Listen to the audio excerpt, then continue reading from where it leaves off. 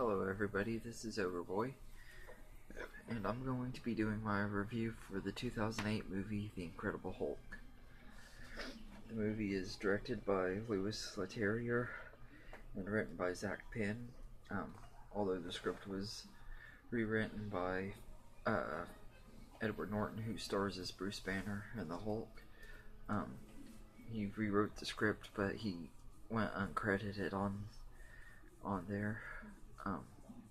But this movie pretty much follows Bruce Banner is hiding out on the other side of the world, trying to keep the Hulk under control while he's trying to find a cure and everything. And he's trying to hide out from Thunderbolt Ross, who is trying to find him and take him back and imprison him.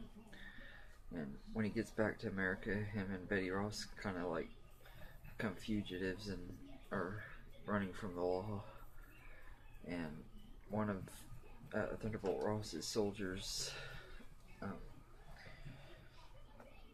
Emil Blonsky,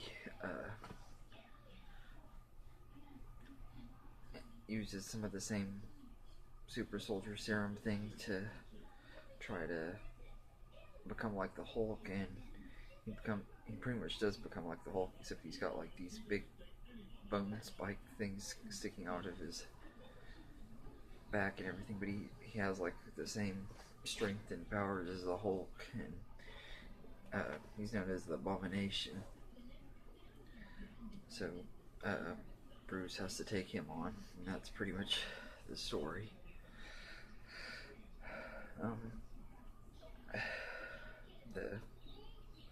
The cast in this is alright. Some of them fit their characters pretty well, and some of them don't. I feel like Edward Norton was really not that great as Bruce Banner and the Hulk. Part of it, I think, is because I'm biased towards Mark Ruffalo, who took over in the Avengers and everything, but I don't really have anything against Edward Norton. I usually like most of his movies, but I just felt like his performance just was not extremely great. Yeah. Liv Tyler, I felt like Liv Tyler wasn't that good in this either. I normally like her too, but I felt like the chemistry between the two of them was really, really off. They didn't really work very well together, and I felt both of them were miscast. William Hurt, who plays Thunderbolt Ross, is in this. He later comes back in later on in the MCU, but I think he's actually the one person in this movie that actually was casted very well. I think he fit the role very well. And Tim Roth, who plays Emil Blonsky, who also becomes the Abomination, I feel like he was pretty good. I think he could have been better, but he was good enough for this movie, I guess. Tim Blake Nelson is in this. He plays the scientist that's trying to help Bruce get rid of the Hulk, and his name is Samuel Stearns. They kind of set it up where maybe if they ever did make a Hulk sequel, he might end up being a villain, but they never went through with it. I think because Universal still partially owns the rights to Hulk and everything, but if they ever do make a sequel to this, I'd like to see him return as the villain and everything, because he would be really good. I'm sure he's a very underrated actor, and I really did like him in the little bit of scenes that he was in. And Ty Burrell is in this too. I didn't even know he was in this, because I didn't really know who he was until here recently. He plays a guy who's dating Betty after her and Bruce get separated after the big accident. But there's a lot of things I like and don't like about this movie. They kind of like go over the origin of the Hulk like really, really fast within just a couple of minutes of flashbacks at the beginning of the movie.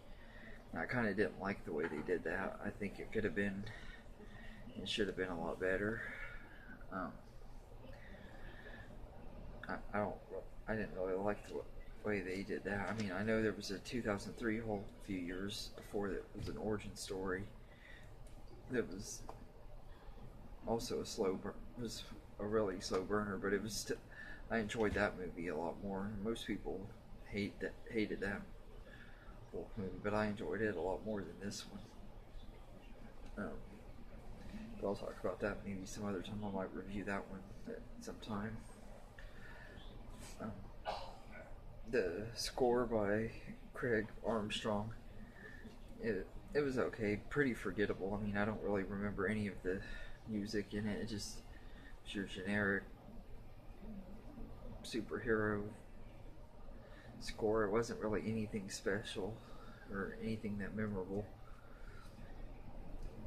The cinematography by Peter Menzies Jr. was actually pretty good. That's actually one of the best things about the movie was the cinematography. There was a lot of really cool shots and stuff in different countries when Bruce was in different countries, and I gotta say some of the special effects in this movie were kind of a mixed bag for me. I think the Hulk and the Abomination both looked really, really terrible.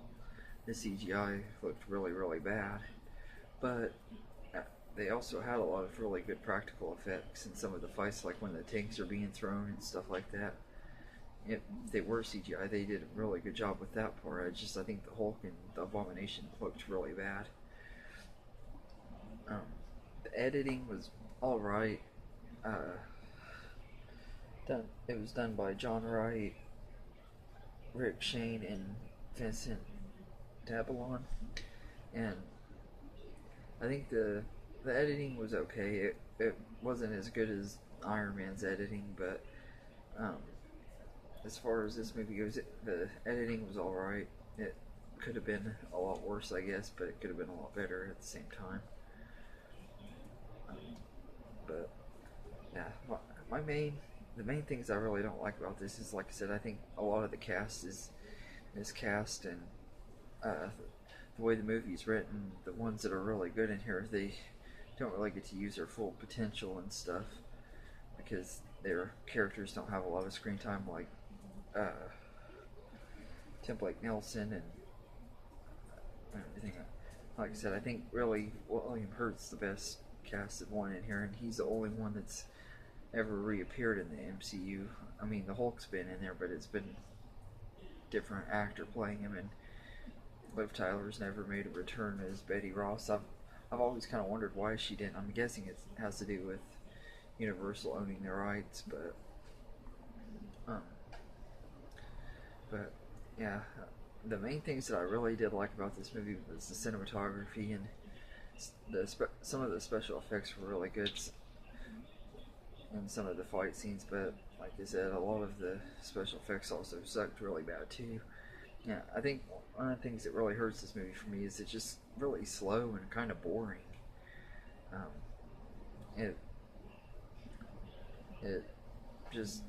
I think it could have been a lot better. I think if it would have starred Mark Ruffalo instead, I think I probably would have enjoyed it better, because there were parts where they tried to do the little comedic moments and stuff, and it didn't really fit into the story.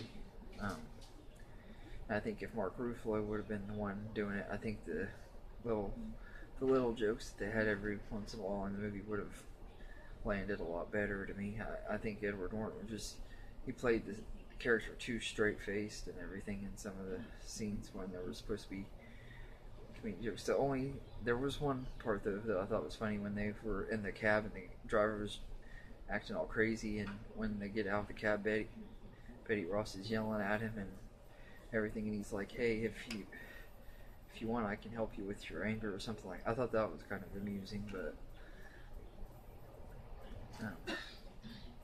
yeah, this is definitely my least favorite of the MCU movies.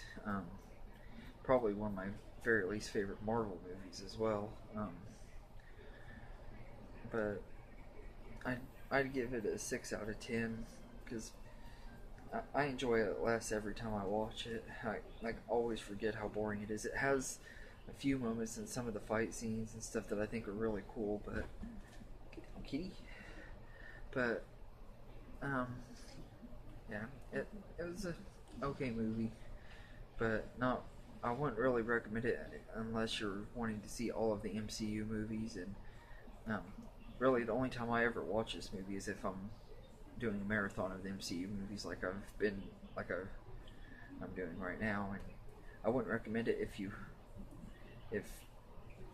just to watch it if you or anything. But if you want to see every MCU movie, you definitely should check it out.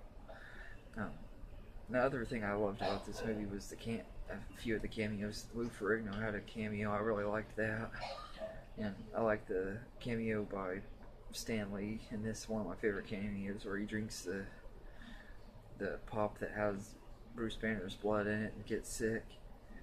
I like that scene, and I really like the scene with at the very end of it with Robert Downey Jr., which I thought was also kind of weird because it was supposed to be like a post-credit scene, but instead of waiting till after the credits or the middle of the credits to show it, they just put it in at the tail end of the movie. I'm guessing they probably figured fans wouldn't wait till the end of it to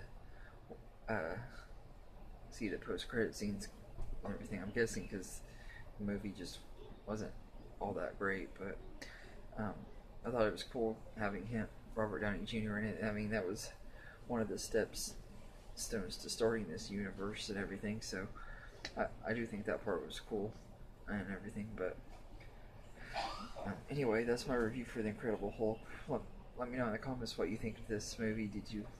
Do you like it? Is it one of your favorites? One of your least favorites? I don't know anybody that says it's one of their very most favorites, really. But if it is, but if it is an awesome, I mean, everybody has their own taste and stuff. And feel free to like, subscribe, and comment. And if there's any movies or top 10 lists or movie reviews you want me to review, top 10 lists, movie series rankings, any of that you want me to do, let me know in the comments and I'll get to them as quick as I can. And I'll have my review up for Iron Man 2 later, sometime probably tomorrow. And thank you and have a good day.